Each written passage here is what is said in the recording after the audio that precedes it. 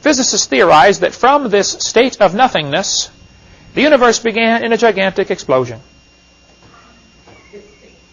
Now here we have 16.5 billion years ago. I told you the number ranges all over the scale from 8 to 20, right? Remember, it started off with a big dot, 70,000 light years across. Now it's down to a dot. Now it's down to nothing. How can nothing explode? That's what I asked him. Excuse me? Nothing exploded, and here we are. Huh? Oh, that sounds good. Well, if you tell a big lie, people are more likely to believe it. Do you understand how many millions of Americans believe that? Do you understand how many kids got taught that and believed it today in our school system within 10 miles of where I'm standing? Think about it. Think about the ramifications of that. If a kid believes that, what's his image of himself? I'm nothing but dirt, nothing but chemicals.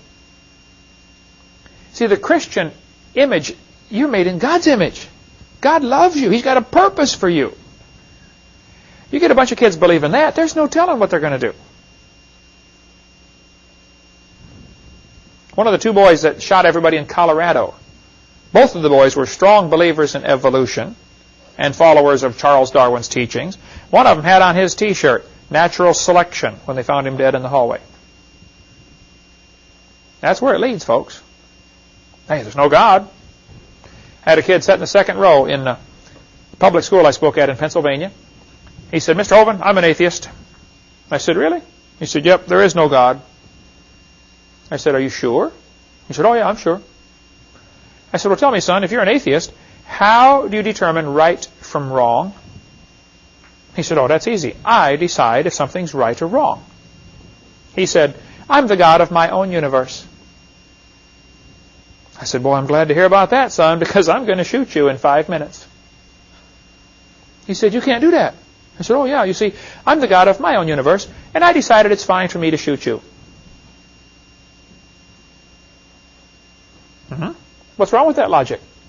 Hey, if there is no God, the strongest survive, right? If I can take it away and I'm bigger than you, well, it's just your tough luck. Doesn't the lion do that with the zebra when he gets hungry? I'm taking your life away so I can eat. This type of thinking leads to the logical conclusion is there is no such thing as right and wrong, so might makes right. This kind of thinking leads to Adolf Hitler, Joseph Stalin, Pol Pot. We get into a lot more on that in video number 5 about how communism and Marxism and Nazism all ties in with evolution. It all starts, you have to get rid of God, which then, if there is no God, who's the next most likely candidate to be the king of the universe? Man. Humanism has to have evolution. That's why it's the humanist worldview. Deify mankind. Ye shall be as gods. Exactly what Lucifer said. And that's what's going on. That's how it ties together. This is Scientific American, which is a major science journal. I want you to look what this author said. The observable universe could have evolved, remember, 6 meanings to that word, okay, from an infinitesimal region, which means a dot. It's then tempting to go one step further and speculate that the entire universe evolved from literally nothing. They put this in a science book and call it science. I'd call it a fairy tale and put it in the garbage. That doesn't explain anything. Science is what we know, what we can observe, what we can test. You can't know or observe or test that. That's wild speculation. He's guessing, folks. He doesn't know a thing. According to the Big Bang Theory, there's several different aspects to this. One of the Big Bang Theory says that a bunch of nothings all over exploded and produced all the galaxies.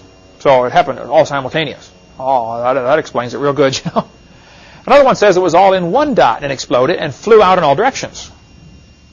Another one, called the nebula hypothesis, says this cloud of dust all got together. Of course, obviously the question is, where did all this dust come from, right?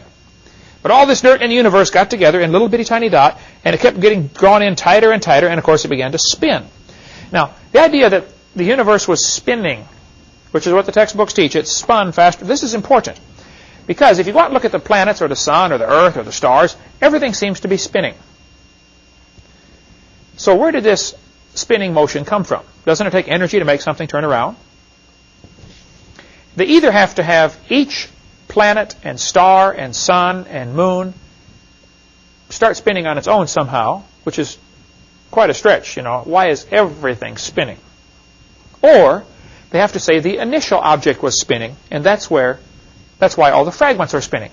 If there was a big bang, you know, this initial object was spinning and exploded. They're faced with a pretty unpleasant choice. Neither one is logical, scientific, certainly not scientifically provable. They say this nebula began to spun. It spun faster and faster, and finally it exploded with a big bang. Of course, obvious questions are, where did the energy come from? Where did the matter come from? You know, who made this big bang anyway? And they don't try to offer any answer to that. Here's my two timelines. And again, I found this is absolutely the most effective way to get the point across. The evolutionists believe 20 billion years ago there was a big bang. The Christian believes 6,000 years ago God created. We believe in the beginning God. They believe in the beginning dirt. They're in the same boat we are, trying to answer how did it start. Now you have to watch. I do debates frequently, and I was in where was I last week? Knoxville, Tennessee. No, Coleman, Alabama the week before that. The article that came out in the paper, somebody faxed it to me. Oh, they blasted me up one side and down. They always wait till I'm gone, you know, and then blast me when I get out there to defend myself. After I left El Paso, Texas, back in October 99, the news article came out, and look at the title here. Religious and scientific leaders debate evolution. Now think for a second. What is the unspoken message here? What they're trying to imply is evolution belongs with religion. In other words, those who believe the Bible are religious and everybody else is scientific. Evolution is combined with science is what they're trying to say. Just by the title.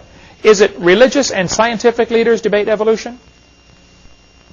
Or is it creation religion and evolution religion? See, they're both religions. But the news media seems to always put the slant that, if you believe the Bible, you're not scientific. The unspoken message, there's a lot of unspoken messages here. The Bible isn't part of science. Religion isn't part of science. Isn't that what they're trying to say? There's a difference between religion and science. They do this all the time, and you got to watch for it. Yes, sir. Isn't it true that, like I said, most scientists, they lend their credibility, their scientific training to this idea of evolution, and in fact do stand up and debate with you, saying, "I'm a scientist. Here's my credentials," and even though I'm promoting a theory, it's supported because I have these scientific credentials. So isn't it true that scientific leaders are supporting evolution? Why are they doing it? Many scientists do also happen to believe in evolution.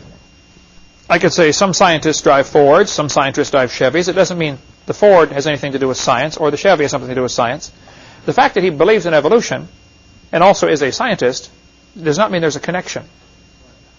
And you got to be careful with that, okay? Everybody has a religious belief. Everybody has some kind of religious belief, okay? Even atheists. So the fact that a scientist happens to believe in evolution doesn't mean what he believes in is scientific. He's just mixing his religion with his science. Also, you have to watch who gets to decide who is a scientist. The word science means knowledge. So a person who is in the pursuit or study of knowledge is a scientist. Also, if you look at what happened in the Soviet Union, 10 years ago, if a teacher stood up in class and said, "Kids, I don't believe in communism. Capitalism is a much better system," what would happen to that teacher?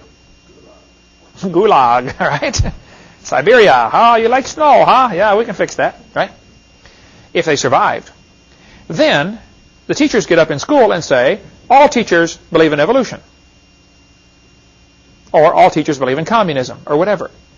They try to use this. See, anybody who wants to use majority opinion as an argument, as some kind of evidence, red flags ought to go up all over the place. Hold on just a minute. Majority opinion doesn't mean a thing. You go to head-hunting society, the majority believes it's okay to cut somebody's head off and eat them. Well, it doesn't mean it's right. And so what they do, they try